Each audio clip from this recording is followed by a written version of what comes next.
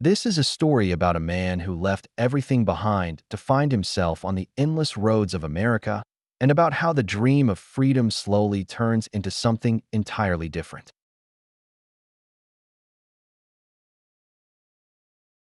Jack Harper sat on the porch of his White House with a red roof, holding a metal mug of hot coffee.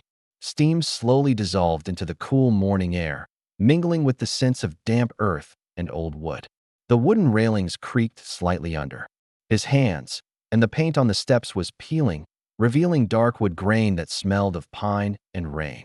It smelled desperately of the life he was leaving behind, albeit temporarily. Jack looked at the small garden with unkempt roses and an apple tree that still bore its autumn fruits. Feeling an internal tension, he had long dreamed of dropping everything and embarking on a journey to feel true freedom, to find himself among the roads and lakes of America. Years of monotonous life, an office job, a house that felt more like a museum than a home, familiar streets, and friends with whom nothing ever changed.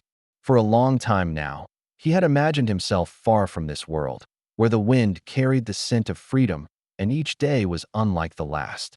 This dream had been ripening for years, like a seed quietly sprouting underground until it grew into a full-fledged tree of desire. Old relationships had ended 3 years ago, leaving a void that neither friends nor work could fill.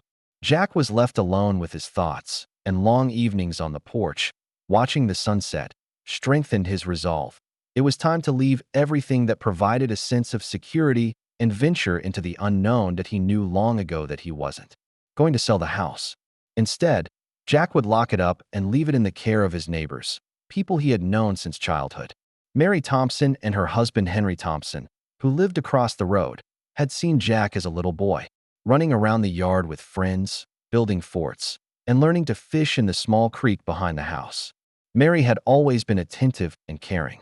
She readily accepted the responsibility for the house, and Henry, calm and steady, promised to look after minor repairs and upkeep. Jack confidently handed them the keys, explaining that the house would be under their watchful eyes. Mary nodded, with a smile, and Henry shook his head. "Don't worry, Jack, everything will be fine." For Jack, this was a peaceful step, natural and logical, allowing him to fully focus on his new life without leaving anything that might trouble him. The trailer waited in the yard, old, with scratches on its metal and a few tinted windows. The door creaked, but inside, he found peace.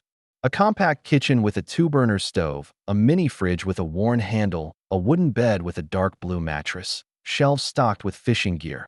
It all looked cozy, albeit cramped. A special place was occupied by the KTM 450 EXC dirt bike, left by his father. Old but well-maintained, it symbolized heritage and memory. Jack attached it to the trailer, checked the tires and chain. The motorcycle would be his tool for short off-road trips. Beside him sat Baxter, his 5-year-old Labrador, a loyal companion who watched his owner's every move, anticipating the journey. Jack walked through the trailer one last time. Every corner, every small detail reminded him of the past he was leaving behind. The door closed, the key turned in the lock, and a new life began. He took a deep breath. Now he was the one choosing every day, every moment. The morning was cool. The air smelled of dew, grass, and the earth after a night's rain. The trailer's engine rumbled, the tires squeaked, and Jack set off towards Lake Michigan. Fields of golden wheat, old farm buildings, and small villages with wooden fences flashed past the window. The wind rustled through the tall grass, and the water in small ponds shimmered in the sun like scattered glass. He felt both anxiety and joy. The unknown was daunting, but freedom beckoned. Baxter stuck his head out the window, taking in new scents, while the motorcycle waited silently for its adventures off-road. The road stretched for hours. Jack remembered how the long months in the office had made him feel trapped in a cage. Now, he felt every breath of air, every sound, the rustle of grass, the cry of a gull, the gurgle of a stream. Every minute became his own. He made short stops, feeling the cold spring water, stretching out moments of quiet and freedom. At one stop, Jack noticed a small lake in the middle of a field. The water was clear, slightly greenish, and aspen bushes grew on the bank, rustling in the wind. He opened the trailer door, letting Baxter out. The dog wagged his tail joyfully and hurried to sniff everything around. Jack took out the boat, stretched his arms towards the sun, feeling his skin warm after the cool morning dew. This moment was his first small victory. He had managed to disconnect from the mundane world and simply be here and now. Finally, they reached a small campground by Lake Michigan. The water was mirror-like, waves barely disturbing the reeds, and smooth pebbles of various shades, gray, brown, red, lay on the shore. Jack set up the trailer, unpacked the boat and fishing gear. Baxter diligently sniffed the grass, touched the water with his nose, occasionally barking at the seagulls. Jack cast his line into the water, savoring the mirror-like surface of the lake.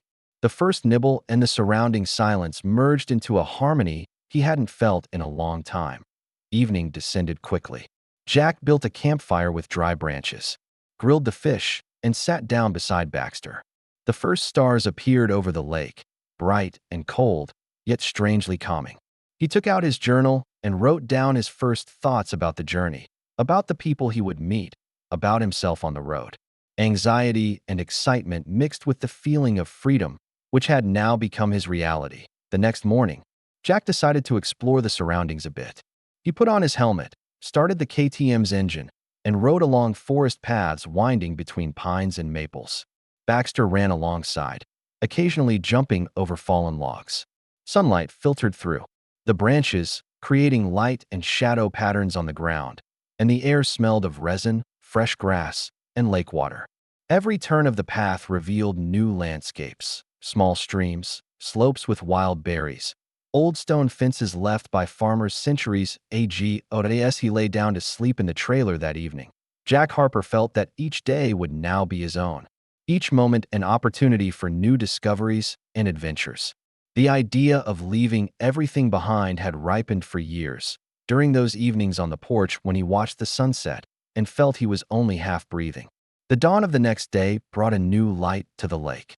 The water sparkled, Baxter wagged his tail joyfully, and the motorcycle silently awaited adventures.